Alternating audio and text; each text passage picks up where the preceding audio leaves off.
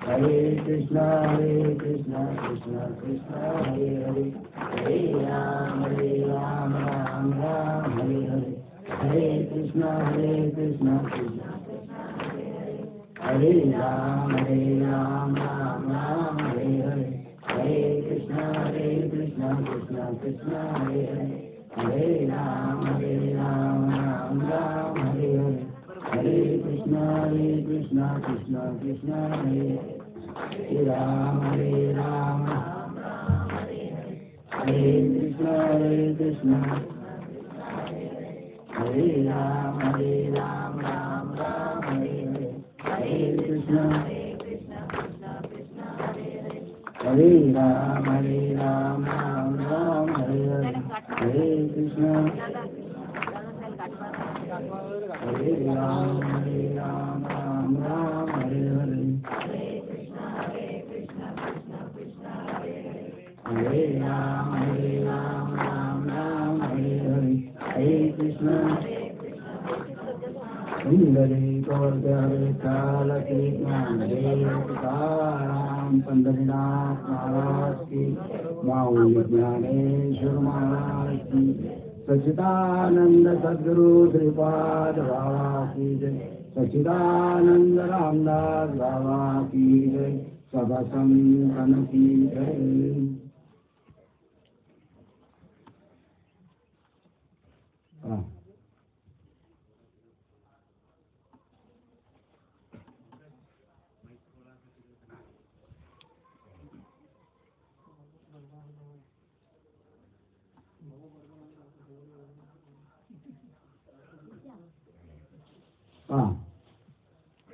आज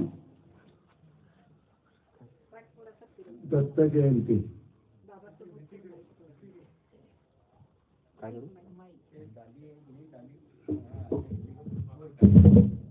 दत्त जयंतीच्या निमित्तानं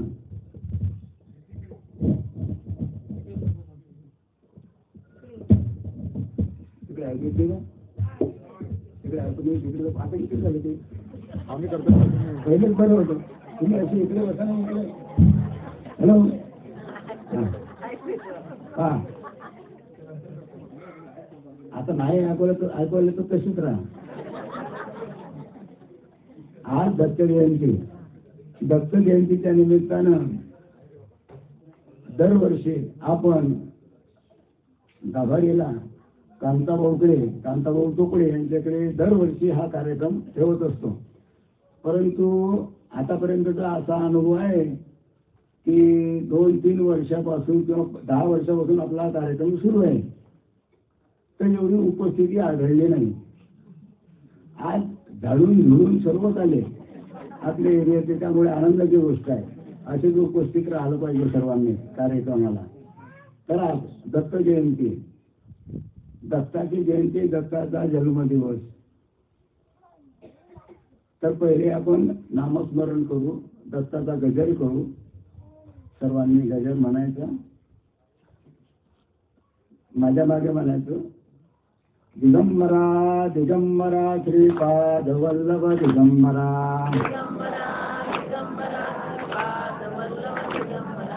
दिगंबरा दिगंबरा श्रीपाद वल्लभ दिगंबरा, श्रीपाद वल्लभ दिगंबरा, श्रीपाद वल्लभ दिगंबरा, दिगंबरा दिगंबरा श्रीपाद वल्लभ दिगंबरा, दिगंबरा दिगंबरा श्रीपाद वल्लभ दिगंबरा, श्रीपाद वल्लभ दिगंबरा, श्रीपाद वल्लभ दिगंबरा दिगंबरा दिगंबरा श्रीपाद वल्लभ दिगंबरा दिगंबरा दिगंबरा श्रीपाद वल्लभ दिगंबरा पुंडरीक वरदहर विठ्ठल श्री ज्ञानदेव तुकाराम पंढरीनाथ महाराज की जय महावीर ज्ञानेश्वर महाराज की सच्चिदानंद सद्गुरु श्रीपाद बाबा की जय सच्चिदानंद रामदास बाबा की जय सदा संतन की जय. सांगितलेलं आहे आज दत्त जयंती. वास्तविक पाहता आपलं मूळच दत्त. आपलं मूळ कोणतं? दत्त. महाविष्णू मुख्य महाविष्णू चैतन्याचे मूळ आणि संप्रदाय फळ त्यातून आहे. त्याच महाविष्णूनं त्याच भगवंतानं दत्ताचा अवतार घेतला म्हणून ते दत्तात्रयच आपलं मूळ झालं. त्याचं कारण असं दत्ताचे अनुग्रह पुष्कळ आहे. त्यापैकी ठराविक सांगतो तुम्हाला. एक यदुराजा, दुसरा सहस्रार्जुन, तिसरा जनार्दन स्वामी, त्याच्यानंतर सदानंद महाराज आणि त्याच्यानंतर आपल्या मालिकेमध्ये असलेले नारायण महाराज जालवणकर. आणि तिथून आपली परंपरा आलेली आहे कुठपर्यंत? श्रीपादापर्यंत. श्रीपादाची मालिका श्रीपादापर्यंत आली म्हणजे दत्ताची मालिका श्रीपाद बाबापर्यंत आली म्हणून आपलं मूळ श्रीपाद बाबा, आपलं मूळ दत्त, आपलं मूळ महाविष्णू, आपलं मूळ ब्रह्म सर्व सर्व एकच आहे. म्हणून आपल्याला अभिमान पाहिजे आपल्या श्रीपादाचा, नाही काय? म्हणून आज मोठ्या भाग्यानं श्रीपादच दत्त होऊन आले आणि ते दत्त श्रीपाद बाबाच्या रूपानं आपल्याकडे आले, आपल्याला अनुग्रह दिला, आपल्याला नाम दिलं आणि आपल्या जीवाचा उद्धार केला. सर्वांचा नाही भाव तिथे, सर्वांचा नाही भाव तिथं. ते भाव असलं तर देव आहे, भाव नसलं तर सटका बाजूला व्हा, नाही काय? भावे विना भक्ती, भक्ती विना आणि बळे विना मुक्ती, भावे विना देव आणि न कळे. भाव असला तर देव आहे, नाही काय? पण गुरुशिवाय देव नाही. तर आज आपल्याला शक्तिपाद योग रहस्य या पुस्तकामध्ये जे दैवी शक्ती संक्रमण आहे त्याविषयीची माहिती घ्यायची. आता जवळजवळ सर्व या एरियातले सर्व आलेले आहे म्हणून आपण हा मुख्य विषय निवडलेला आहे. का तर खऱ्या आध्यात्मिक गुरुने, एक एक शब्द महत्वाचा आहे, खऱ्या आध्यात्मिक गुरुने आपल्या शिष्यामध्ये दिव्य शक्तीचे संक्रमण करण्याची एक विशिष्ट पद्धती आहे. म्हणजे जो खरा आध्यात्मिक गुरु असेल, ढोंगी गुरु नाही. गुरुचे प्रकार पुष्कळ आहेत, बरोबर आहे. शाळेत शिकवणारा गुरु अलग, आईबाप आपल्याला चांगलं शिक्षण देतात ते अलग, नाही का? आपल्या पेक्षा ज्ञानी मनुष्य तो अलग, ज्याच्यापासून आपण चांगलं चांगलं ज्ञान घेतो तो अलग. पण आध्यात्मिक गुरु हा अलौकिक असतो. आणि या आध्यात्मिक गुरु काय करतो? आपल्या शिष्यामध्ये दैवी शक्तीचं संक्रमण करतो. जो दैवी शक्तीचं संक्रमण करतो त्याला सद्गुरु म्हणतात. मग शिष्यामध्ये जर दैवी शक्तीचं संक्रमणच झालं नाही तर तो गुरु कसला?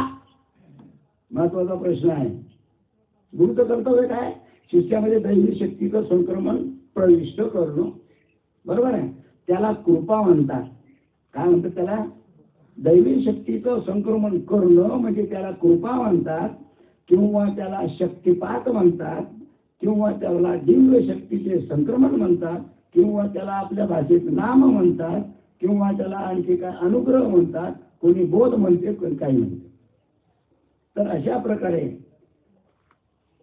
दिव्य शक्तीचे संक्रमण म्हणजे शक्तिपात करण्याचे सामर्थ्य असलेले श्री सद्गुरू त्यांच्या जवळचे सत्याबद्दलचे ज्ञान किंवा परमात्म्याशी एकरूप होण्याचे ज्ञान एका क्षणार्धात किती किती उशीर लागेल? अरे शक्तिपात झाल्यानंतर, गुरुनं नाम दिल्यानंतर, त्याला अनुग्रह दिल्यानंतर, त्याला बोध दिल्यानंतर त्याला किती उशीर लागेल आत्मसात करायला, परमात्म्याशी एकरूप व्हायला किती उशीर लागेल? किती उशीर लागेल? फारच कमी होऊ देत, ज्याचा जसा भाव असेल त्या पद्धतीनं, बरोबर आहे. एका क्षणार्धात विशिष्ट कष्ट न होऊ देता. आता सांगा, तुम्हाला नाम मिळालं,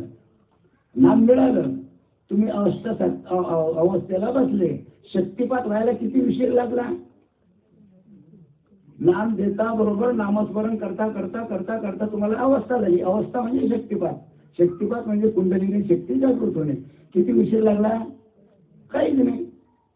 काहीला उशीर लागला असेल तर 2 तास लागले, 4 तास लागले, काहीला 2 तास लागले असेल, काहीला 2 दिवस लागले असतील, काहीला 1 वर्ष लागलं असेल. पण शक्तिपात नाम हे वाया जात नाही. इतकेच नव्हे तर शिष्याला तत्सम म्हणजे आपल्याप्रमाणे बनवू शकत. आपणासारखे करीती तात्काळ नाही काळ वेळ तयार लागली. सद्गुरू हे शिष्याला आपल्यासारखं ताबडतोब, म्हणजे जो अनुभव गुरुला असतो, सद्गुरूला असतो, त्याच पद्धतीचा अनुभव शिष्याला येतो. बरोबर आहे. मग सद्गुरूला अनुभव आहे आणि शिष्याला अनुभवच नाही, मग काय फायदा? गुरुलाच अनुभव नाही, शिष्याला अनुभव कशाचा?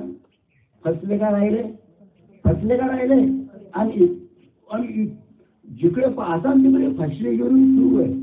गुरुमध्ये फसवेगिरी आणि शिष्यामध्ये फसवेगिरी. कारण शिष्य तर बिचारे साधे असतात, त्यांना कळत नाही, साधे बोळे असतात. मग त्यांना समजून सांगणं इथं बसलेल्या साधूचं काम आहे. पण तो सांगतच नाही. येऊ द्या. कशाकडे पाहतो? फक्त पैसा आणि पोट, त्याच्याकरता सद्गुरू नसतात. तर या दृष्टीने भगवान श्रीमद शंकराचार्य यांची जी शतश्लोकी आहे, त्या शतश्लोकीमध्ये महान ग्रंथाच्या पहिल्या श्लोकामध्ये वर्णन केलं आहे. शक्तिपात पूर्वक ज्ञानदान करणाऱ्या सद्गुरूचे पुढील प्रमाणे मोठे सुंदर वर्णन केले आहे. पहा, आद्य शंकराचार्य यांनी शतश्लोकी म्हणून यांचा एक ग्रंथ आहे, तिच्यामध्ये शक्तिपाताचं वर्णन केलेलं आहे. शक्तिपाताचं म्हणजे अष्टसात्विक भावाचं, म्हणजे त्याच्याचं अवस्थेचं वर्णन केलं आहे. कसं वर्णन केलं आहे पहा. या त्रिभुवनात, कुठं त्रिभुवन म्हणजे स्वर्ग मृत्यू पाताळ हे ब्रह्मांड वगैरे, या त्रिभुवनात ज्ञानदात्या श्री सद्गुरूंना शोभेल असा दृष्टांतच सापडत नाही. थोडक्यात सांगायचं म्हणजे सद्गुरूची बरोबरी करणारा या जगात कोणीही सापडत नाही. हे जरा थोडं कुंकू करते, थोडं कमी करता का? हे नाही ऐकलं आलं तरी चालेल, मागचे थोडं कमी करायचं. उठा थोडं कमी करा. ज्याला समजते त्यानं द्या. थोडं कमी करा. मागवली थोडं.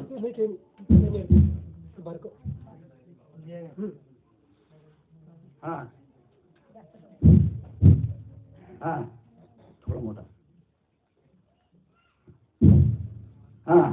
तर त्रिभुवनात ज्ञानदात्या सद्गुरूंना शोभेल असा दृष्टांतच मिळत नाही. जरी त्यांना परिसाची उपमा दिली तरी योग्य होत नाही, नाही काय? कारण की परीस लोखंडाचं काय करते? सोनं करते. तरी तो त्याला परिसत्व देत नाही. परीस असा आहे की लोखंडाला लावल्यानंतर सोनं बनवतो, बरोबर आहे. पण तो परीस लोखंडाला लावल्यावर सोनं बनवतो, पण त्याला परीस बनवता येत नाही. परीसाला परीस बनवता येत नाही. परंतु मात्र सद्गुरू मात्र त्यांच्या चरणयुगलाचा आश्रय करणाऱ्या आपल्या शिष्याला स्वतःचे साम्य देतात, म्हणजे स्वतःसारखं बनवतात. त्यामुळे श्री सद्गुरूंना कोणतीही उपमा देता येत नाही. सद्गुरु वाचून सापडेना सोय आणि धरावे ते पाय आधी आधी. अर्थात ते निरूपण आहे. याचा अर्थ असा आहे की सद्गुरूंना योग्य असा प्रपंचातील कोणताही अलौकिक दृष्टांत मिळत नाही. या दृष्टीने संत श्रेष्ठ तुकाराम महाराजांनी सुद्धा आपल्या अभंगात सांगितलेलं आहे की बा सद्गुरु वाचून सापडेना सोय धरावे ते पाय आधी आधी. आपणा सारखे करते 10-15 वर्ष किती वर्षानं आपणा सारखे करीते तात्काळ नाही काळ वेळ तया लागे. केव्हा कधीही कोठेही त्याला काळ नाही वेळ नाही. लोह परिसाची न सहाय उपमा सद्गुरु महिमा आगाजचे. आणि तुका म्हणे कैसे आंधळे हे जन विसरवणी गेले खऱ्या देवा. तुकाराम म्हणता अरे अरे अरे अरे जग कसं आहे रे बाबा, आंधळ आहे जग, आंधळ आहे. डोळे असून त्यांना दिसत नाही म्हणजे जग आंधळ आहे. कारण खऱ्या देवाला विसरून गेले. खरा देव राहिला जवळ आणि खोटा देव केला जवळ की दूर. खोटा देव जवळ आणि खरा देव लांब. कळतच नाही. म्हणजे सद्गुरूचे महात्म्य वर्णन करण्यात परिसाधी कोणती उपमा पुरी पडत नाही. कारण जगातील सर्व मानदंड जे काही असेल नसेल ते सद्गुरु महात्म्यापुढे अपुरे पडतात. तुम्ही जे काही कराल, तुम्ही जे जन्मल्यापासून मरेपर्यंत जे काही कराल ते सद्गुरु पुढे कमी आहे. बरोबर आहे. भावार्थ दीपिकेमध्ये किंवा ज्ञानेश्वरीमध्ये सुद्धा सकल संत शिरोमणी ज्ञानेश्वर महाराजांनी सुद्धा सद्गुरूचा महिमा वर्णन करताना म्हटलं की बा खऱ्या सद्गुरूची महती एवढी मोठी आहे.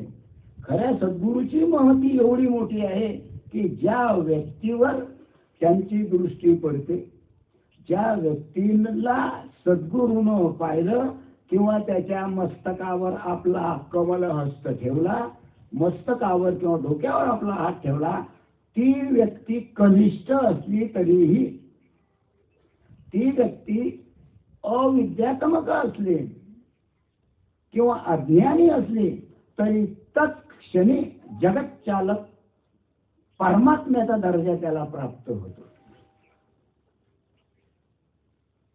फक्त डोक्यावर हात ठेवण्याच्या निमित्तानं किंवा दृष्टिक्षेपानं सद्गुरूच्या काय होतो, जगत चालक जो परमार्थ आहे, जो ब्रह्म आहे, जे परमात्मा तत्व आहे, त्याला जगत चालकाचा दर्जा प्राप्त होतो. एवढी शक्ती सद्गुरूमध्ये आहे.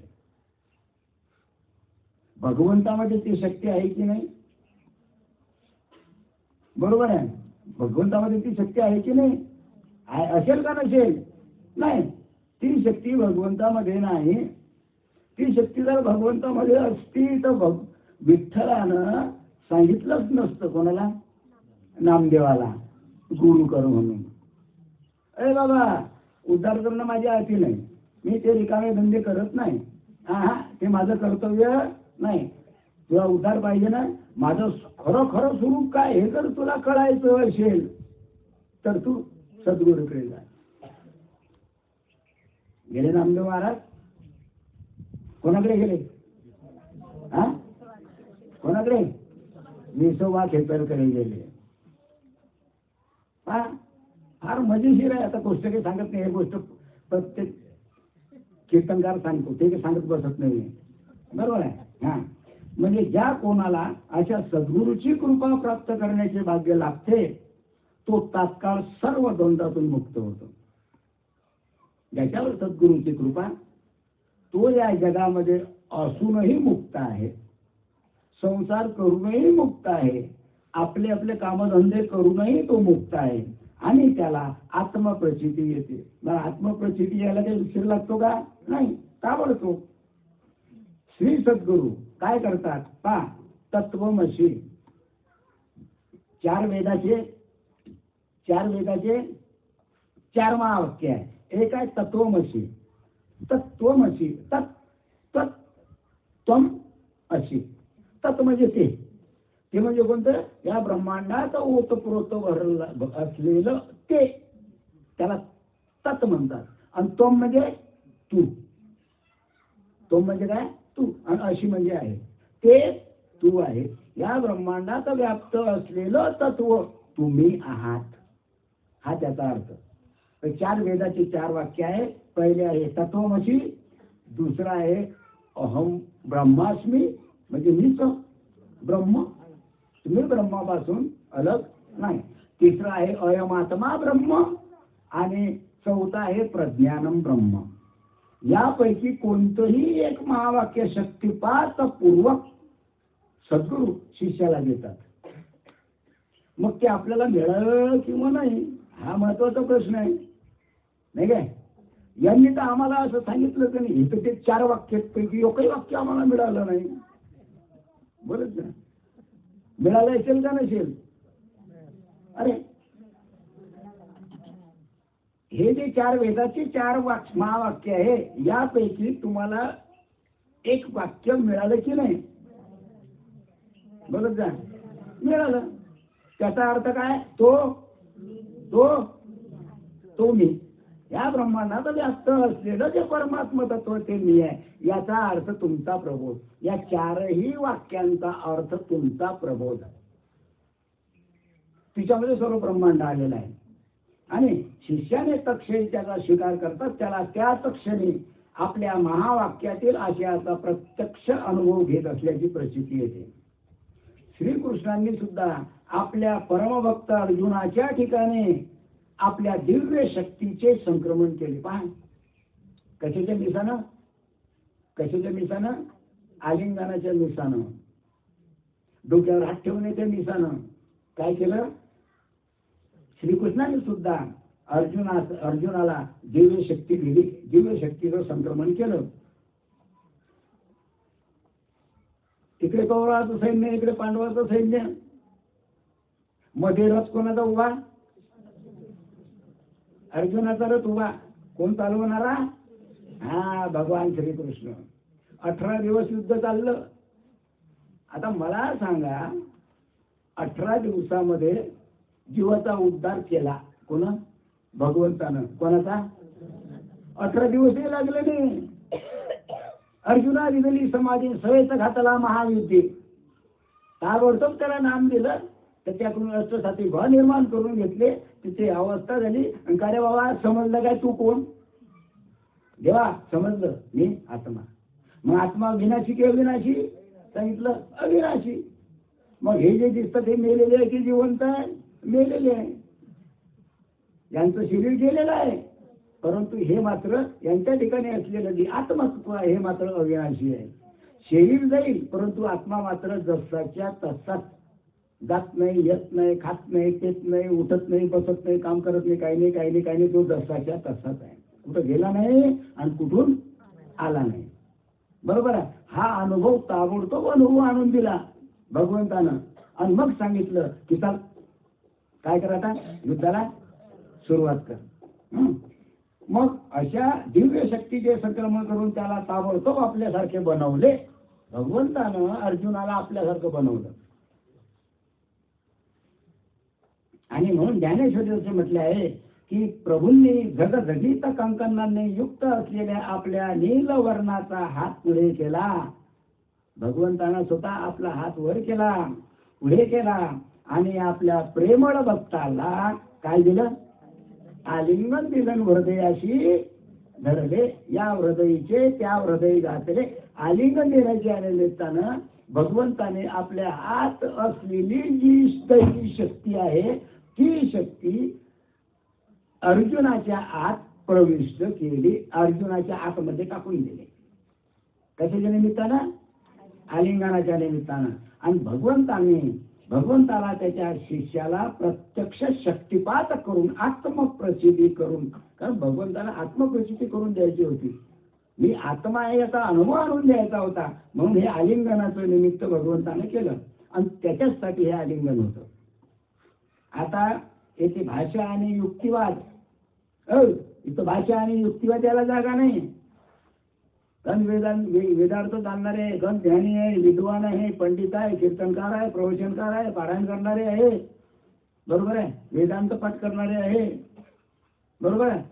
इथं कोणत्याही प्रकारचा तुम्ही भाषा बोलली किंवा कोणत्याही प्रकारचा युक्तिवाद केला तरी तो इथं चालत नाही. या ठिकाणी कोणताही युक्तिवाद चालत नाही.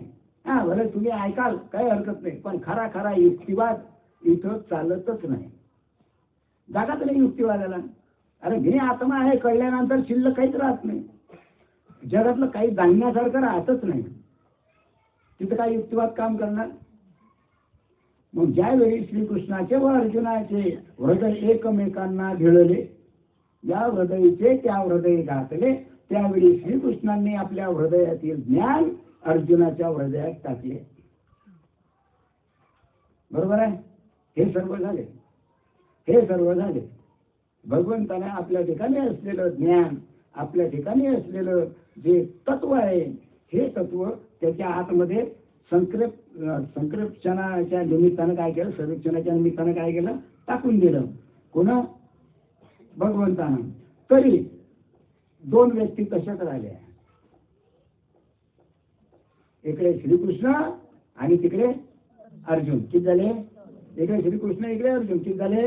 दोन. आणि त्याच्यामध्ये असलेलं जे तत्व आहे हे कसं झालं? एक झालं.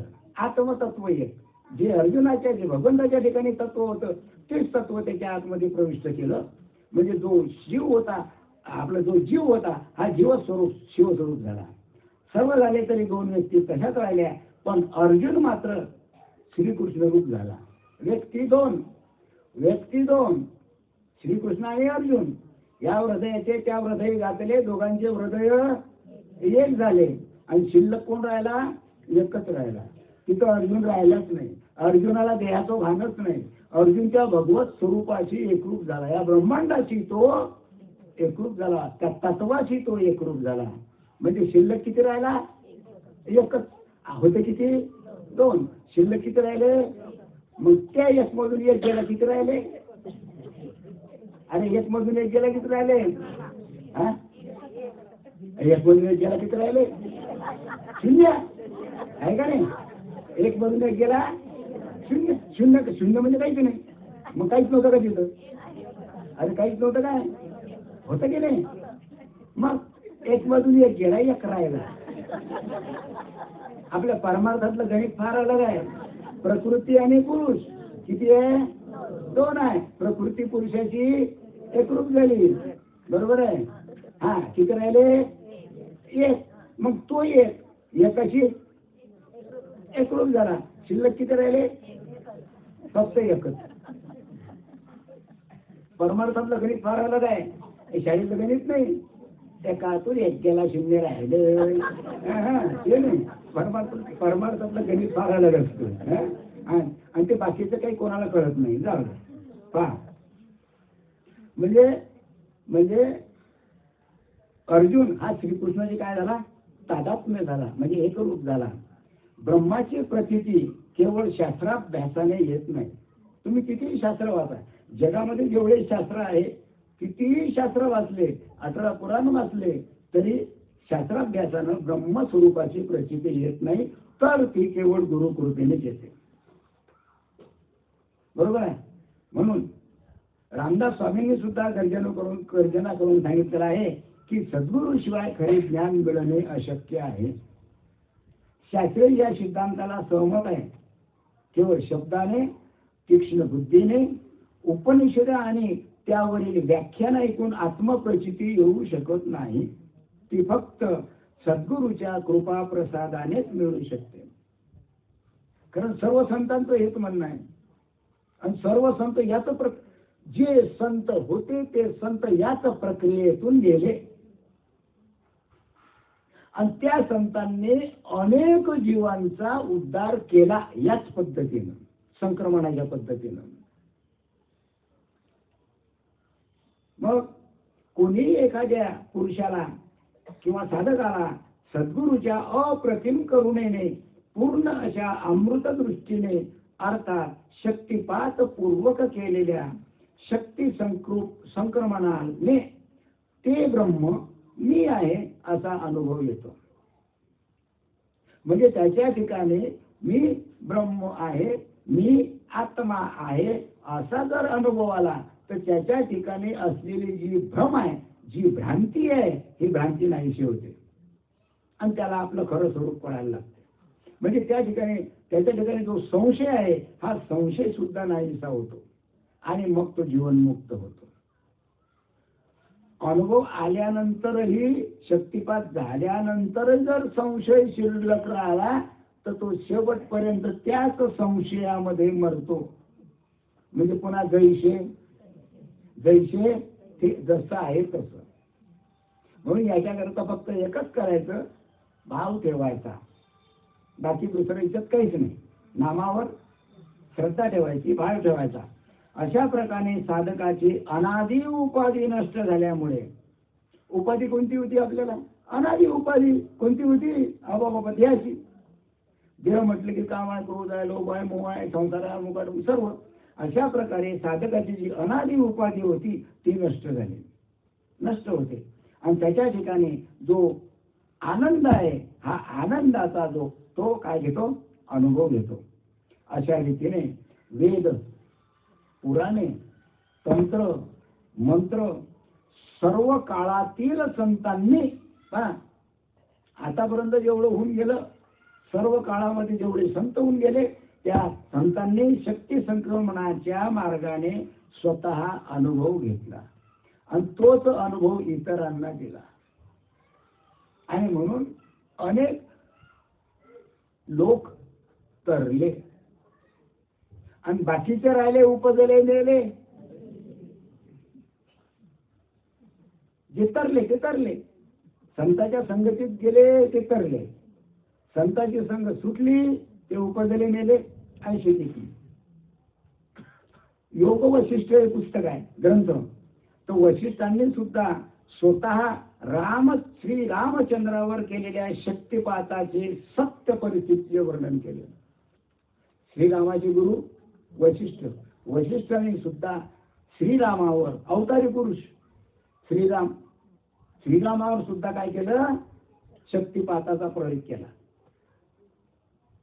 त्या शक्तिपाताच्या महात्म्यामुळे वशिष्ठांना, श्री रामचंद्रांना पूर्ण ब्रह्मस्थितीत नेणे शक्य झाले. आणि वशिष्ठांनी शक्तिपात केला आणि शक्तिपात केला म्हणून श्री रामचंद्र अवतारी पुरुष असून सुद्धा गुरुच्या बोधानं किंवा गुरुच्या आशीर्वादानं ते ब्रह्म स्थितीपर्यंत पोहोचले. म्हणजे एवढा अवतारी पुरुषता श्रीकृष्ण सुद्धा सांदीपनी ऋषीच्या कृपेनं ब्रह्मस्वरूपाला पोहोचले. संत जर शक्ती संक्रमणानं त्या ब्रह्मस्वरूपापर्यंत पोहोचू शकतात, बरोबर आहे. मग तिथं तुमच्या आपल्या सामान्य माणसाची गोष्ट काय? भाव ठेवायला पाहिजे की नाही? मग अरे संतांच्या ठिकाणी जर शक्तिपात झाला, अवतारी पुरुषाच्या ठिकाणी जर शक्तिपात झाला, तुम्ही भागवतामध्ये पहा, भागवतामध्ये प्रत्येक अध्यायामध्ये शक्तिपाताचं वर्णन आहे, प्रत्येक अध्यायामध्ये अष्टसतीभावाचं वर्णन आहे, ज्ञानेश्वरीमध्ये प्रत्येक अध्यायामध्ये अष्टसतीभावाचं वर्णन आहे. परंतु कीर्तन सुरू आहे, प्रवचन सुरू आहे, पारायण सुरू आहे, पण हे शक्तिपाताचं नाव कोणता साधू घेतच नाही बुलढाणा जिल्ह्यातला. घेतो का? नाही. कारण माहितच ना व्हॉट इज मीन्स बाय शक्तिपात, व्हॉट इज मीन्स बाय कुंडलिनी शक्ती जागृत करणे, व्हॉट इज मीन्स बाय नाम. अरे मग काहीच माहित नाही.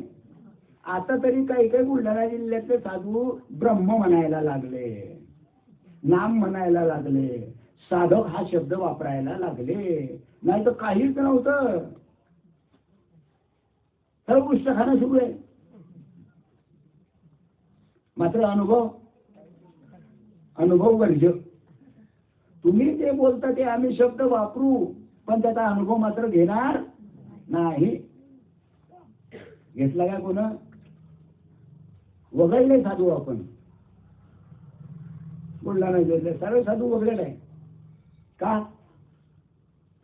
का वगळले? तर मानायलाच तयार नाही, ऐकायलाच तयार नाही. पण त्याच्यामधून सुद्धा तुम्ही महान भाग्यवान आहे. निदान तुम्ही नाम घेतलं, ऐकलं, तुमच्या ठिकाणी अष्टसाती जागृत झाले, तुम्ही योग्य रक्षणाला लागले, तुम्ही भाग्यवान. भाग्यवान नाही, महान भाग्यवान, जगात भाग्यवान आहे तुम्ही. अरे एवढे भाग्यवान कोणीच नाही. तुम्ही किती कीर्तन ठोका ठोका, उद्धार नाही, उद्धार नाही. भले पुण्य होईल, स्वर्गात जाल, मस्त स्वर्गात गेल्यानंतर उपभोगाल सुख, आणि पुन्हा आणखीन तिथून ढकललं की कुठं इथं, आणि इथं आले की आहे काय सुख? सुख आहे का? आताच कोरोना होऊन गेला, आता याच्या पुढे असे जबरदस्त परिस्थिती खराब होणार आहे. तुम्ही काय कराल सांगता येते काय? मग अशा परिस्थितीत तुम्ही वरून स्वर्गातून इकडे आले तर तुमची हाल काय होतील माहित आहे काय? त्यामुळे काय करायचं ते आत्ताच करा, उशीर लावू नका, आत्ताच करायचं काय काय करायचं. मग श्री वशिष्ठाचे हे सामर्थ्य जाणून श्री विश्वामित्र महर्षी श्री वशिष्ठांची स्तुती करतात.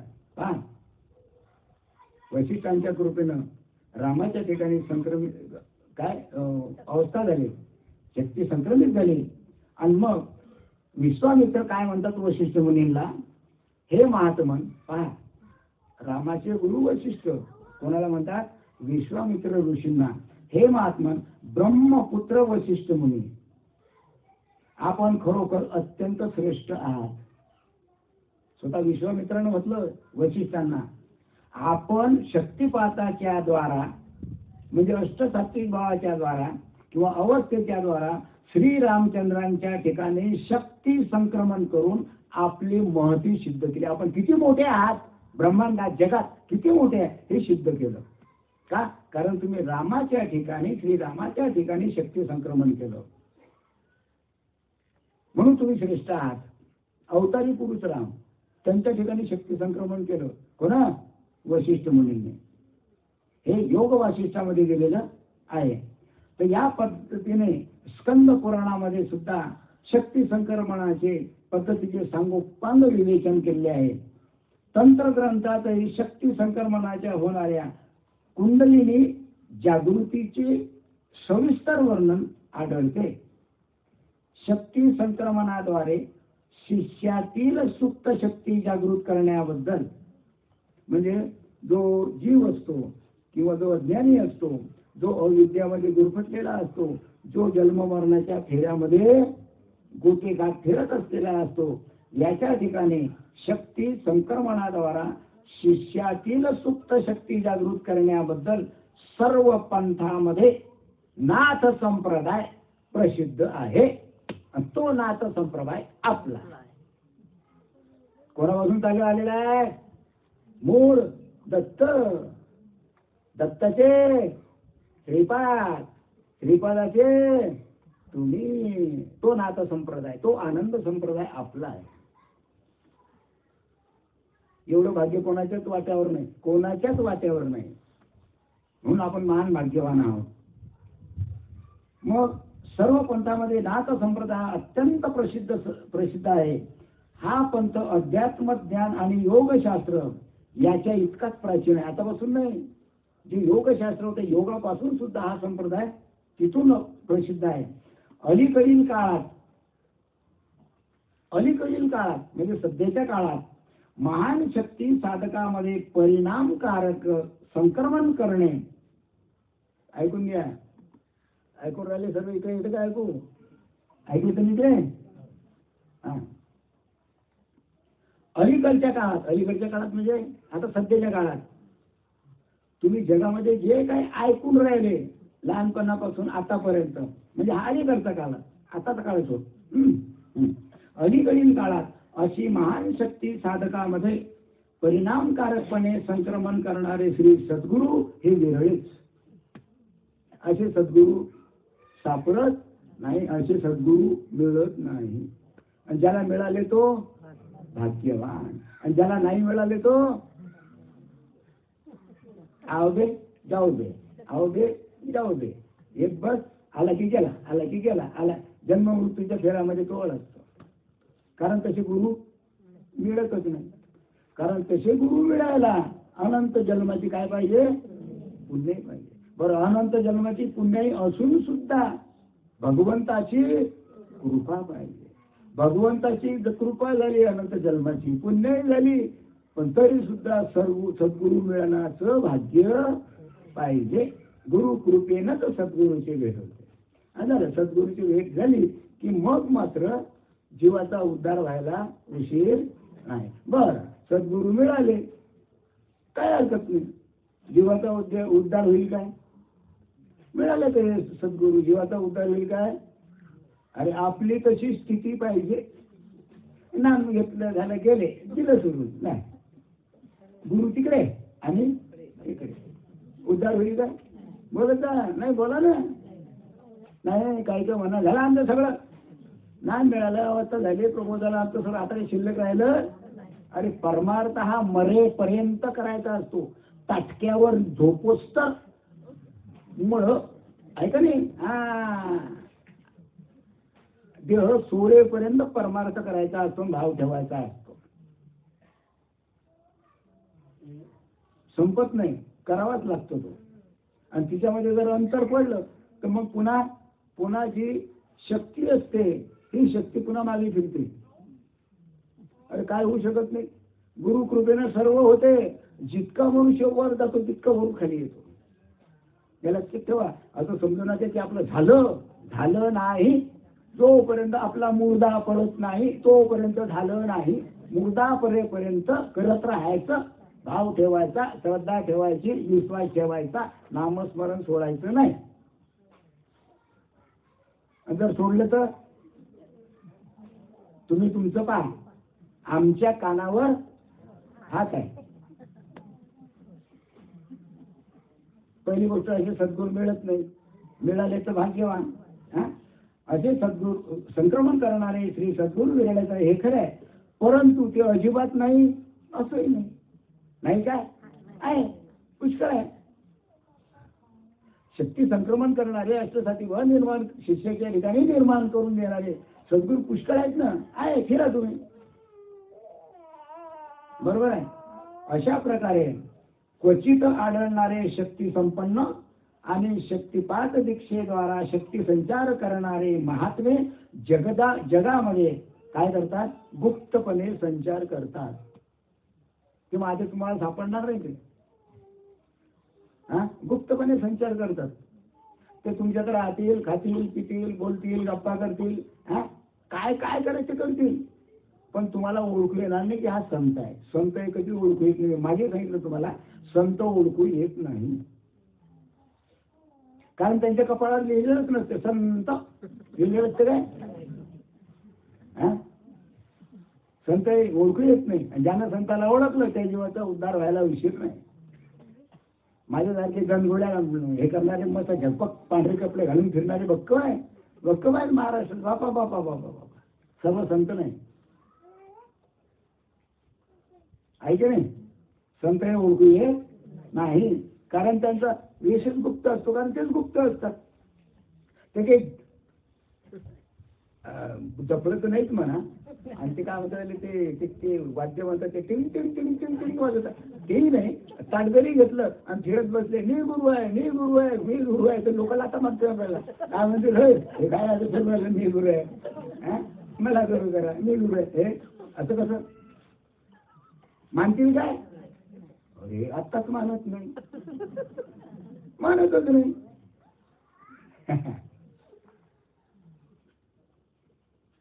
आता आमच्याकडे बाबा वारणा परत सत्य सुरू आहे, वारणा परत मालकावर सत्य सुरू आहे. आम्ही बस खुर्च्या टाकून देतो, बसतो आरामशीर.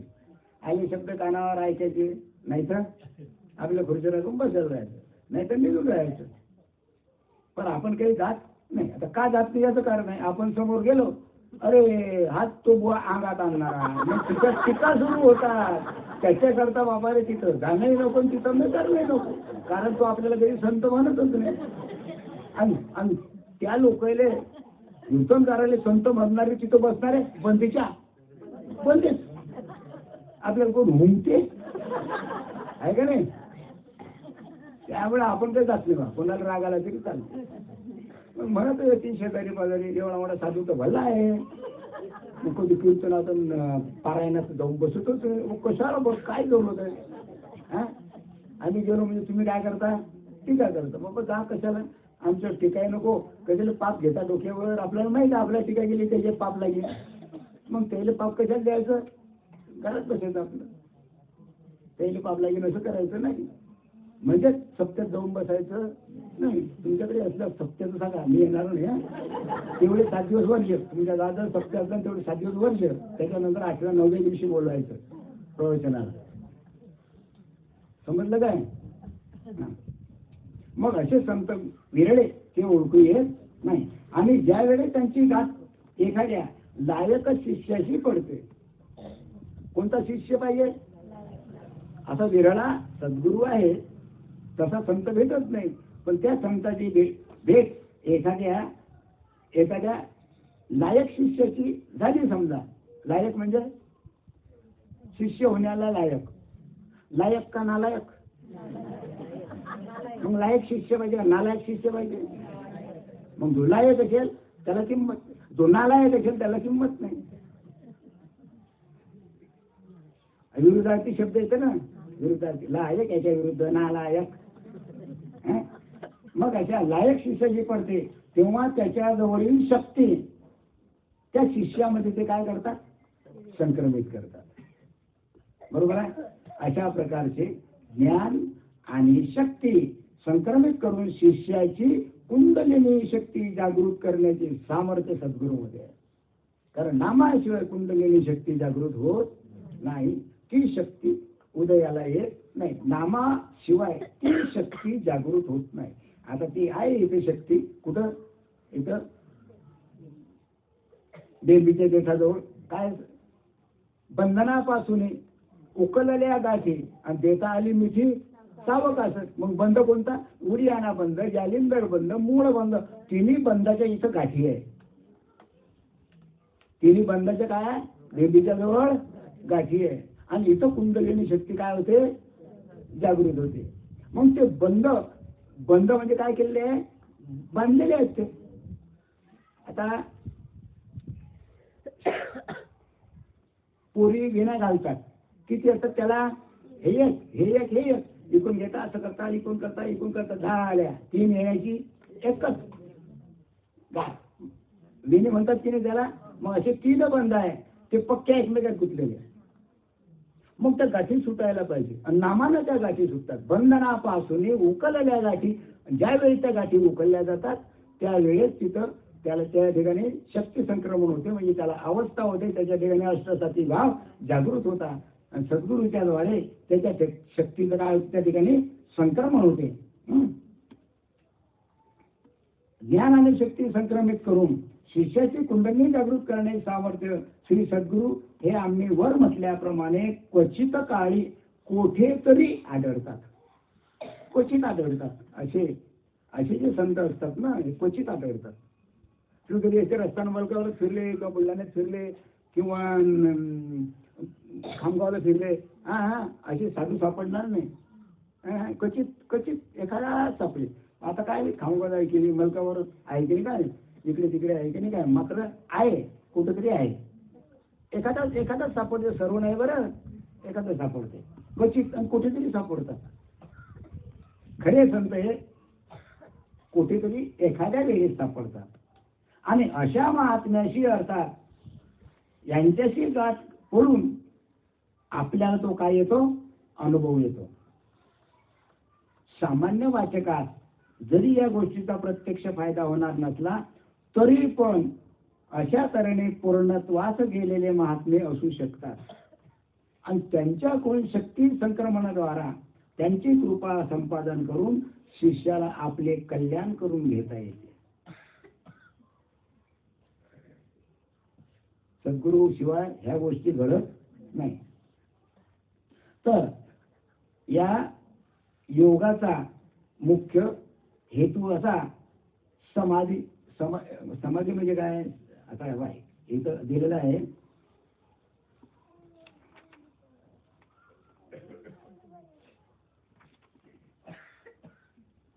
योगाचा मुख्य उद्देश समाधी साधणे जे आहे ना, ध्यान धारणा योग प्रत्याहार प्राण वगैरे हे एकत्र करतात ते योग. कोणाला साध्य झाले होते पहिले, ज्ञानेश्वर माऊलींना वगैरे चारी भावंडांना, ज्या समाधी अवस्थेमध्ये मनाच्या सर्व अवस्था आणि भाव नाही ठेवून शांत होतात. समाधी लागली म्हणजे आपल्या सर्व मनाच्या अवस्था आणि आपले भाव कसे होतात, शांत होतात. मग त्याच्याकरता पूर्ण जीवन कष्ट करावं लागते. योग असा आहे. इथं योगाचं काम नाही, इथं फक्त कसंच काम आहे, नामस्मरण करता करता करता आपल्या ठिकाणी सर्व मनाच्या सर्व अवस्था कशा होतात, शांत होतात, भाव नाहीसे होतात आणि ते सर्व शांत होतात. म्हणजे पहिली अवस्था कशी असते, आपल्या ठिकाणी आपल्याला सुद्धा आपल्या देहाचं भान राहत नाही. पहिली अवस्था तशीच होते आणि मग धीरे धीरे धीरे धीरे धीरे धीरे आपल्याला ते समजते. मग ती समाधी साध्य होण्याकरता अनुभवी अशा श्री सद्गुरूच्या मार्गदर्शनाची शिष्याला अवघड आणि अशा 8 प्रकारच्या हठयोगाच्या पायऱ्यावरून जावे. म्हणजे 8 प्रकारच्या पायऱ्या आहेत त्या हठयोगाच्या. हठयोग झालं नाही का, त्याच्यानंतर ते पतंजली योग झालं. ते सोपी नाही, पूर्ण जिंदगी जाते.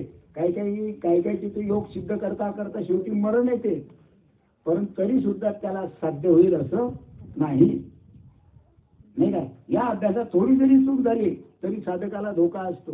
कशामध्ये, हठयोगामध्ये, पतंजली योगामध्ये. आपल्या याच्यामध्ये नामामध्ये कोणत्याच प्रकारचा धोका नाही, काहीच धोका नाही. आतापर्यंत किती आपले सत्संग झाले, 20 वर्षापासून आनंद संप्रदायाचे झाले की नाही. कोणाला काय झालं बोला नाही, एक तर दाखवा, एक म्हणतात व लोक अंगात येते एवढं म्हणतात, पण कारण तारणारा कोण तोच, करणारा कोण तोच, करून येणारा तोच, सर्व भाव त्याच्यावर. आता त्याच्यावर जर सर्व भाव ठेवला, नामावर जर आपण पूर्ण श्रद्धा ठेवली, तर तुमचं संरक्षण करणं कोणाचं काम, त्याचंच काम. काय तुला जे वाटेल ते कर.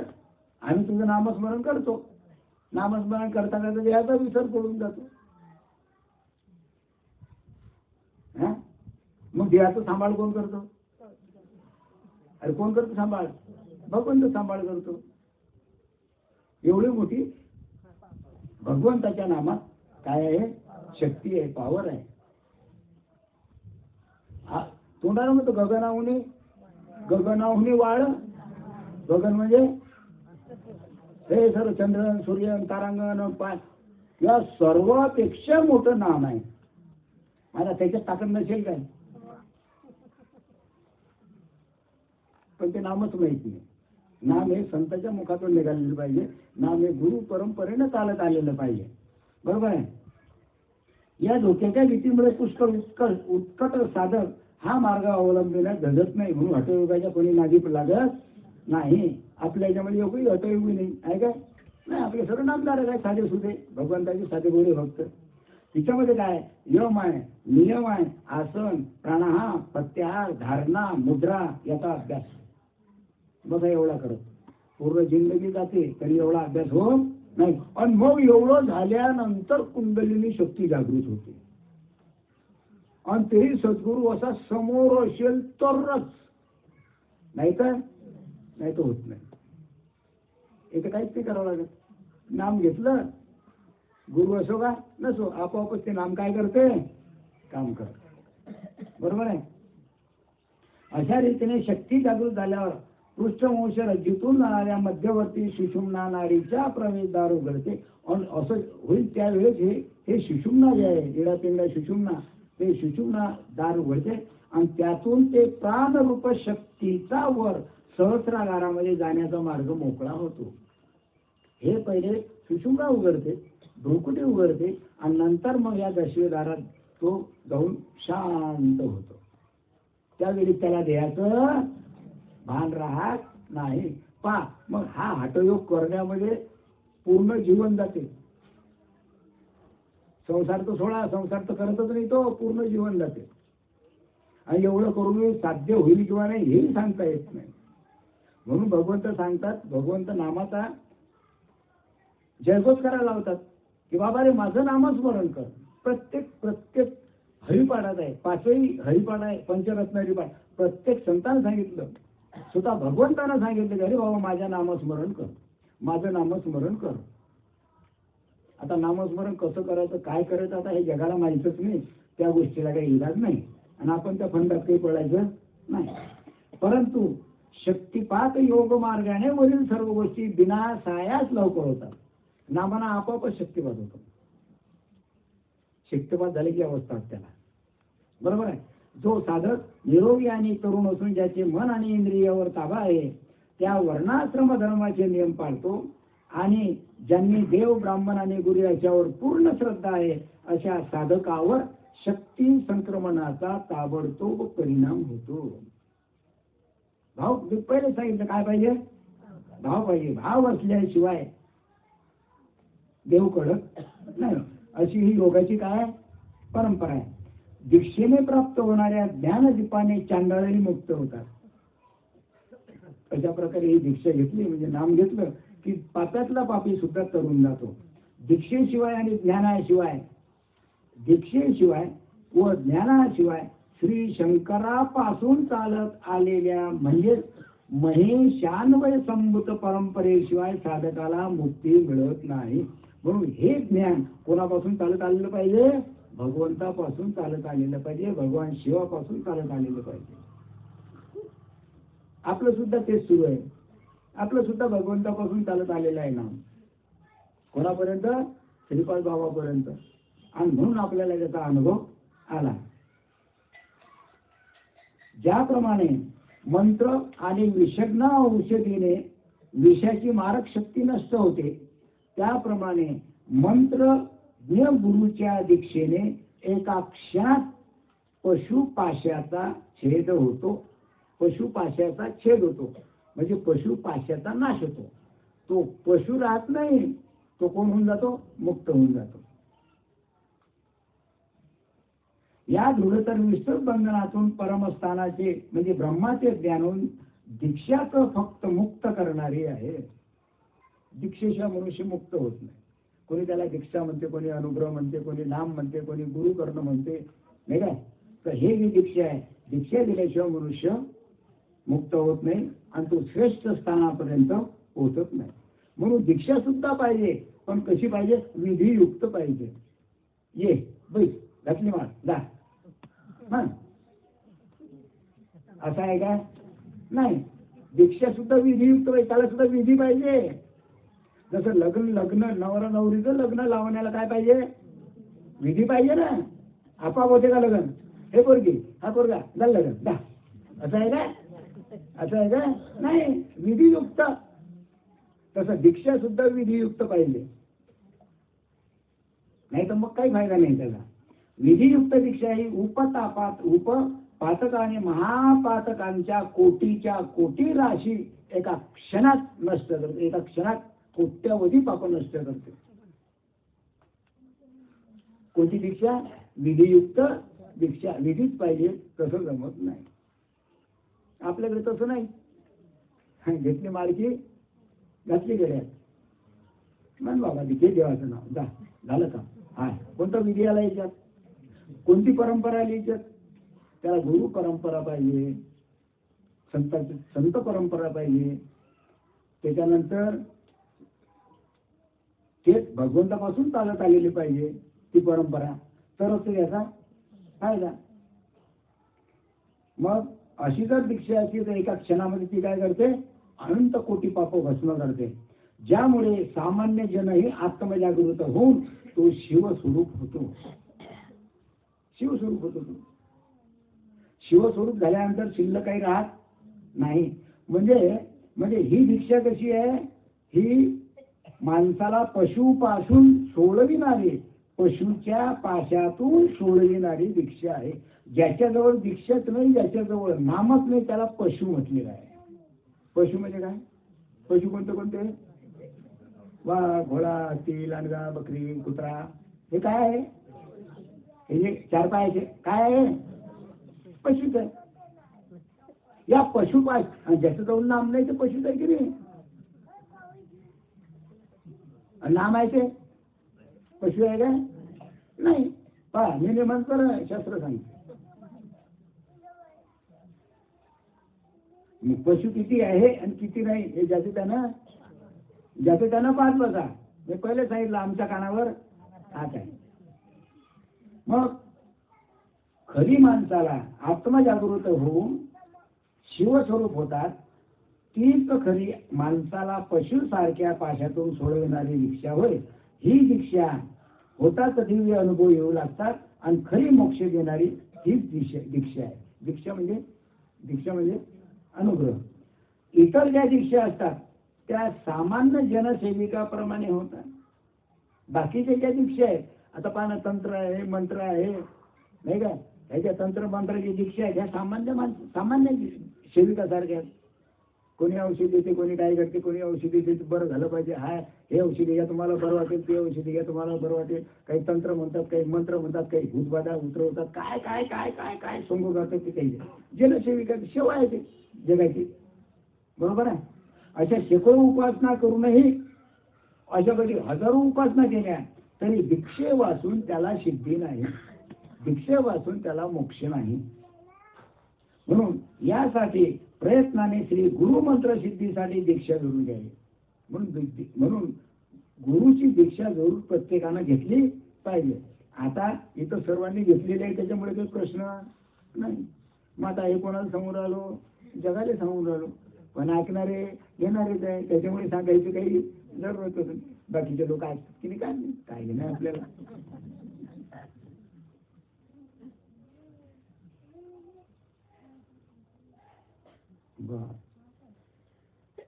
मग दीक्षेच्या संस्कारामुळे जीवाला शिवभावाची प्राप्ती होते.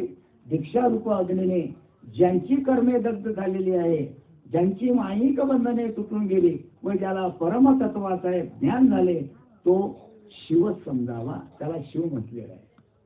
ज्याला दीक्षा घेतलेली आहे, ज्याला नाम घेतलेलं आहे, तो प्रत्यक्ष शिवस्वरूपच आहे. तो पशु नाही, तो शिवच आहे, तो भगवत स्वरूपच आहे. बरोबर आहे. पाषाण, लोहादी धातू, मृत्तिका आणि रत्नादींना देवप्रतिमेच्या संस्काराने जसे पवित्र येते, तसे दीक्षा संस्काराने कोणत्याही वर्णाच्या व्यक्तीचे शुद्ध होते. कोणत्याही वर्णाचा असो, कोणत्याही जातीचा असो, गरीब असो, लहान असो, मोठा असो, जात नाही, पात नाही, लहान नाही, मोठा नाही, काय कोणताही मनुष्य असला, कोणतीही व्यक्ती असली आणि त्याने जर दीक्षा घेतली तर त्या व्यक्तीची शुद्धी होते, तो शिवस्वरूप होतो. आणि म्हणून तो मनुष्य साऱ्या जगाला पवित्र होतो. जो दीक्षा घेतो तो सृष्टीतील पिपीलिकेपासून, ऐकून घ्या, जो दीक्षा घेतो, अनुग्रह घेतो किंवा नाम घेतो, तो पिपीलिकेपासून, पिपीलिका म्हणजे काय, मुंगी पाहिली ना, आणि कोण सरळ पाहिली ना, एखादा नशीन पाहिली सर्वांनी. आता मागे कीर्तन झालं, एक ऐकलं, कीर्तन झालं, ते बुवान सांगितलं इथं बसलेले सज्जन किती आहे, सज्जन किती आहे बसलेले, एकाने हात वर नाही केला. उचलल्या गोष्टी. मग पुन्हा प्रश्न केला, इथं बसलेले दुर्जन किती आहे, एकाने हात वर केला.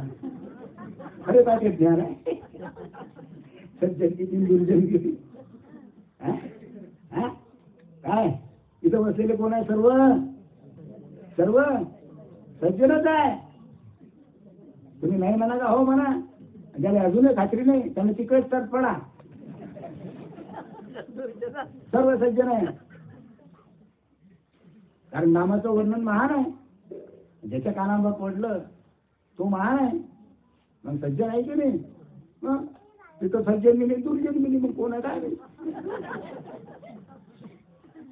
पाहते कीर्तन काय कीर्तन करता रे बापा, सर तुमच्या सारखे साधे बोडे बापड्या जाऊन बस.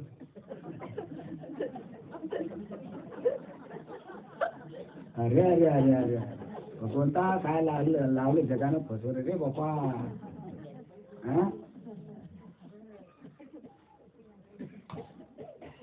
मग स्वतः इथं संत सांगतात की जो दीक्षा घेतो त्याने सृष्टीतील पिपीलिकेपासून, ज्याने दीक्षा घेतलेले, नाम घेतलेलं आहे, त्यानं पिपीलिकेपासून ब्रह्मापर्यंत सर्व काही पूजल्यासारखे होईल.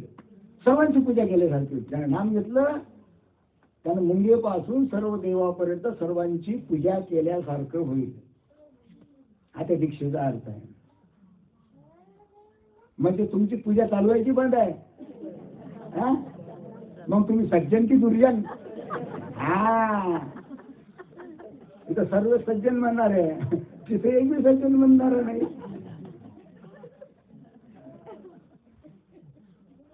कठीण आहे रे भाऊ. हे बा, बुद्धी चालतच नाही आपली. आपली बुद्धी जागच्या जागीच राहते. काय सांगण्यासाठी त्याने बुद्धी?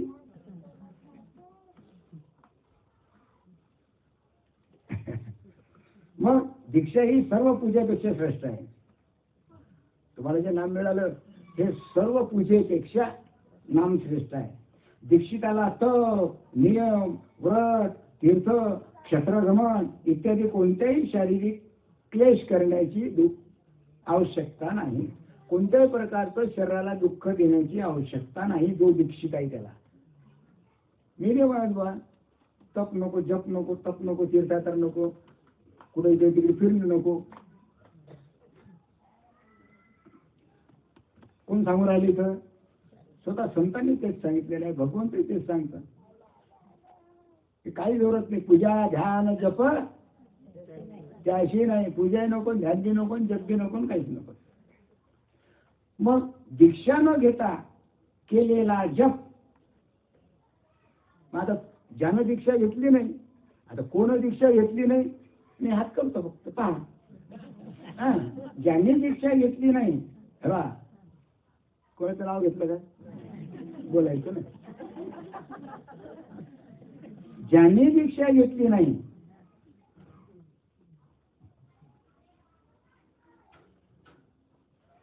दीक्षा न घेता केलेला जप आणि पूजादी क्रिया खळकाळ जमिनीत पेरलेल्या बीजाप्रमाणे व्यर्थ आणि निष्फळ आहे. ज्याच्याजवळ दीक्षा, ज्यानं दीक्षा घेतली नाही, नामच घेतली नाही, त्याचं जप काही कामाचं नाही, पूजाही काही कामाची नाही. जर खडकावर जर बी पडलं तर येईल का वर? वाया जाईल ते. तसं त्याचं जप आणि पूजा काहीच फायदा नाही. कारण दीक्षाच नाही घेतली, नामच नाही घेतलं. हे पार्वती, स्वतः भगवान शिव कोणाला समोर राहिले? पार्वतीला. हे पार्वती, दीक्षाहीनाला मंत्रसिद्धी कधीच होत नाही. जो दीक्षाहीन आहे ना त्याचा मंत्र कधीच सिद्ध होत नाही. आणि सद्गती तर नाहीच नाही. सद्गती मिळत नाही त्याला, तो अधोगतीलाच जातो. याकरिता सर्व प्रयत्नांनी श्री गुरुकडून दीक्षा घ्यावी. म्हणून गुरुकडून दीक्षा घेणं महत्वाचं आहे. समजलं? दीक्षा ही गुरुकडूनच घ्यावी. आणि जो दीक्षा घेतो तो गुरुच असतो. बरोबर आहे? दीक्षा याचा अर्थ काय? दीक्षा याचा अर्थ देवत्वाची प्राप्ती. दीक्षा घेतल्यानंतर त्याला देवत्व प्राप्त होते. नवे नवे तूच देव होते. देव पहावयाशी गेलो तेथे देवच होऊन गेलो. म्हणजे देव पाहता पाहता तो देव तर काही दिसलाच नाही, पण तो स्वतः काय झाला? देव झाला. दीक्षा याचा अर्थ देवत्वाची प्राप्ती.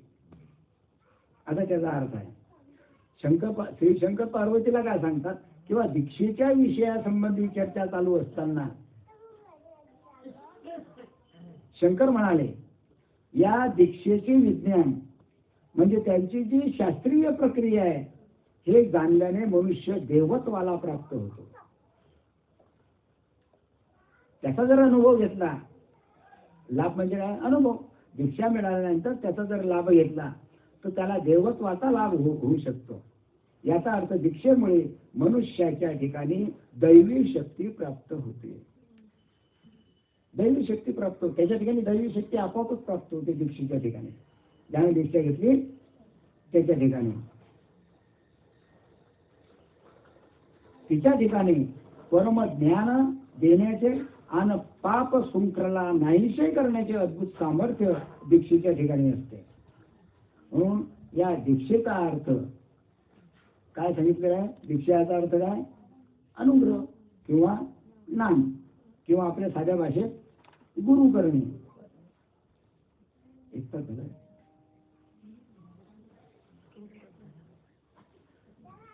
श्री गुरुदेवाच्या अनुग्रहाने जेव्हा शिष्याला वेद दीक्षा प्राप्त होते. बोट झाले का? बोट झाले ना. हा. जेव्हा गुरुदेवाच्या अनुग्रहाने म्हणजे दीक्षेने नामाने शिष्याला वेद दीक्षा प्राप्त होते तेव्हा आनंद माहित आहे. आनंद सर्वांना आनंद माहित आहे. कंप कंप म्हणजे अरे आहे का नाही. कंप आसनापासून उत्थान. आसनापासून उत्थान. तो जागीच बसत नाही. असं असं करतो. त्या आसनावर कधी टिकत नाही तो. त्याला म्हणतात उत्थान. घुमणे. घुमणे म्हणजे गोलगोल गोलगोल गोलगोल गोलगोल गोलगोल आहे. फिरणे. फिरतो का नाही. हा. डोलणे. इच्छा काय बरं मी तोंडाने सांगत. डोलणे निद्रा आणि मूर्छा. काय केले निद्रा येते झोप येते नुसतेच पडून राहतात. काय केले मूर्छा येते. मूर्छा येते म्हणजे मरतात का ते. मूर्छा म्हणजे काय त्याला देहाचं भानच राहत नाही. आता मला सांगा गोष्ट खरी का खोटी. शीतलबाई गोष्ट खरी का खोटी. खरी आहे. देहाचं भानच नाही राहत. नामस्मरण करता करता करता करता आणि मग डोकं थापटले. कुठे होते कुठे आले म्हटलं तिकडे होते इकडे आले. कठीण रे बाबा कठीण कठीण कठीण. मजा आहे की नाही. हा पहा नामात किती आनंद आहे. किती आनंद आहे. आणि म्हणून तर आपला आनंद संप्रदाय आहे. तेवढा आनंद कशातच नाही. बरोबर आहे. असे 6 अवस्था शिष्याच्या ठिकाणी प्रगट होतात. ज्या वेळी साधकाला शक्तिपात योगाची दीक्षा मिळेल त्यावेळी शिष्य देह जमिनीवर आळवा पडतो. कदाचित लगेच बसतो. पडतो ना आळवा. आळवा पडतो का नाही. हा कासात बसेल राहतो. का मक्याचं जे मक्याच्या कणसारखा थाट राहतो. काय होतो तो आळवा पडतो. त्याला कंप होऊन लागून त्याचे मन प्रसन्न होते. तर असते त्याचं मन प्रसन्न होते. म्हणजे त्याला म्हणजे आतून त्याला काय होतो आनंद होतो आणि तो परमानंदाने भरून जातो. त्याप्रमाणे साधकाच्या अंगावर रोमांच उभे राहतात. म्हणजे काय बरोबर बरोबर काय येतात अंगाला काटे येतात. त्याला घाम येतो. ही सर्व शक्तिपाताची लक्षणं आहेत. आता याच्या व्यतिरिक्त काय तुम्हाला भेटत असेल तर दुसऱ्या साधूकडे जा आणि त्याला सांगा मला असं झालं पाहिजे तिकडे जा. आमच्याकडे काही नाही. काही तू त्याला घाम येतो. अरे संतांना सांगितलं स्वतः भगवंताला कशी अवस्था झाली. भगवंताच्या ठिकाणी निर्माण झालं. अर्जुनाच्या ठिकाणी निर्माण. एवढं करूनही जर आमचा भरोसा नसेल तर तिकडेच खपा. आपलं बोलणं सत्य. आपण खोटं बोलत नाही. जमणार नाही. भाव असेल तर या नाही तर तिकडेच खपा. खपा म्हणजे तुम्ही तुमचं पाहून घ्या. अरे ज्ञानेश्वरीत तेच आहे. भागवतात तेच आहे. मग तुम्ही भाव ठेवता कोणावर सांगा ना. कोणावर भाव ठेवता तुम्ही. कशी शक्तिपाताचे वर वर्णन केलेल्या लक्षणाप्रमाणे दीक्षा झाल्यावर साधकाच्या ठिकाणी पुढील इतर लक्षणे प्रकट होतात. आता हे किती सांगितलं तुम्हाला 5-6 सांगितले. पुन्हा काही काहीच्या ठिकाणी अनेक प्रकारची लक्षणं प्राप्त होतात. साधना सुरू झाल्याबरोबर काहीला प्रकाश दिसतो. प्रकाश म्हणजे उजेड. म्हणजे सर्वांची अवस्था सर्वांच्या ठिकाणी शक्तिपात सारखा होत नाही. प्रत्येकाच्या ठिकाणी कसा अलग. कोणाला अलग कोणाच्या अंगावर घाम येते. कोणाच्या अंगावर कोणा निद्रा येते. काय अलग अलग अलग अलग अलग अलग पद्धतीचे अवस्था असतात त्या. हा आतून अनाहत नाद ऐकू येतो. काहीच्या ठिकाणी कानातून आवाज ऐकू येतो. बरोबर आहे. आसनापासून शरीर उचलले जाते. असा बसलेला आहे आपोआप तो हे पूर्ण शरीर असं उचला बरं तुम्ही उचलू शकता का. मांडी घाला आणि जागच्या जागी उचला बरं तुम्ही. इतकं उचला बरं उचलणार आहे म्हणजे उचला तर खरी. आयोगच मंत्र आयोगच मला म्हणाला मी उचला. उचलू शकता काय. पण नाम घेतल्यानंतर साधक एवढा त्या आनंदाशी एकरूप होतो. हा, परमात्मा देवत्वाचा एवढा होतो की तो कधी एक हातभर एवढा जरी उंच उचला तरी जागीच बसलेला राहतो. पुन्हा उचका उंच, पुन्हा खाली, पुन्हा इतका उंच, पुन्हा खाली. पहा, नाही तर तुम्ही मांडी घालून इतकं तर उंच उंच उचला, पहा उचलल्या जाते का नाही. कधी उचलून पहा घरी जाऊन. आता इकडे लाज वाटेल तुम्हाला. घरी जाऊन चुपचाप मांडी घालायचं, बसायचं आणि जागच्या जागी तुम्ही तुमचं शरीर उचलायचं. बरं इतकं मी तर इतकं सांगू, इतकं तर इतकं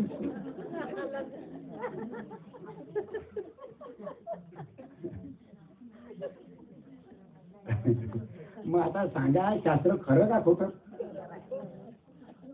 आणि याला हे बुवा लोक, साधू लोक काय करतात, नाव ठेवतात. अरे काय काय घेतात ते, काय घेऊन राहिले की पापच घेऊन राहिले, पापच करून राहिले. हा, त्याप्रमाणे काही कालानंतर निरनिराळ्या बंधासह प्राणायामाच्या निरनिराळ्या अवस्था आपोआप होऊ लागतात. जसा जसा हा जो बंध आहे हा उकलला जातो तसा आपोआपच प्राणायामाच्या क्रिया सुरू होतात. आणि काही साधकांना कुंडलिनी शक्ती मूलाधार चक्रापासून ब्रह्मरंध्रापर्यंत वर गेलेली दिसते. इथून ते शक्ती जे उठते तर सरळ भ्रुकुटीमधून सरळ इथं ब्रह्मरंध्रापर्यंत गेलेली दिसते.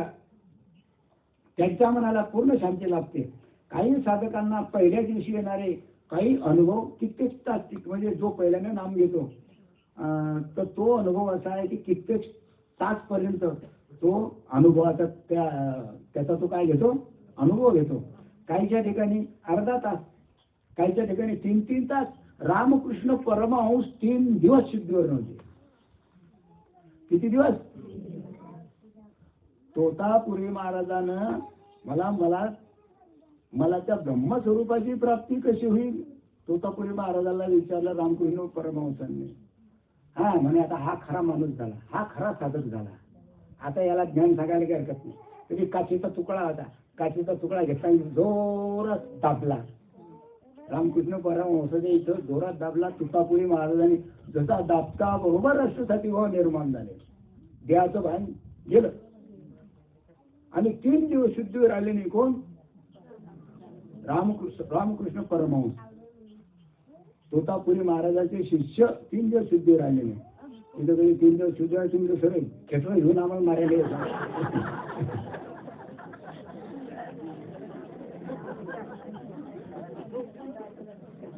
पण एकालाही समजणार नाही की हे सत्य आहे.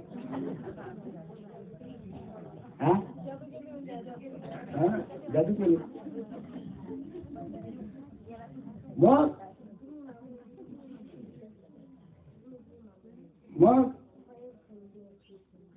स्वतः तोतापुरी महाराजांनी सांगितलं, जे करायला मला 40 वर्ष लागले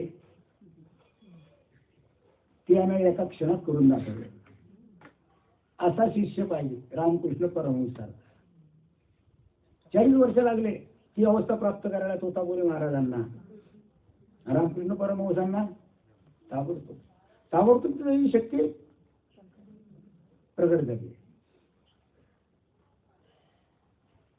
काहीच्या बाबतीत 3 दिवस साधकाचे साधन चालू असताना जोपर्यंत शक्ती कार्य करत असते तोपर्यंत साधकाचे डोळे मिटलेले असतात. जोपर्यंत ती शक्ती कार्य करते तोपर्यंत डोळे बंद. डोळे बंद आहे तोपर्यंत ती कार्यशक्ती करते. डोळे उघडले की ती शक्ती नाही शिवत.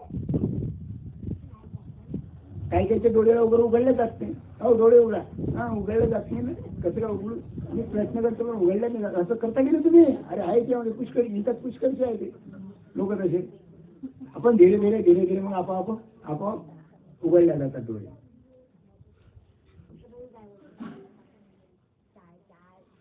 हा, ते त्याला उघडाविषयी वाटत नाही. ते मुद्दाम उघडण्याचा प्रयत्न केला तर त्याला त्रास होतो. उघडल्या जात नाही म्हणून सांगितलं धीरे धीरे डोळे उघडा. मात्र शक्तीचे कार्य थांबल्यावर साधकाचे डोळे आपोआप उघडतात. ते शक्तीचं कार्य बंद झालं आपोआप डोळे उघडतात. काय होते त्यानं?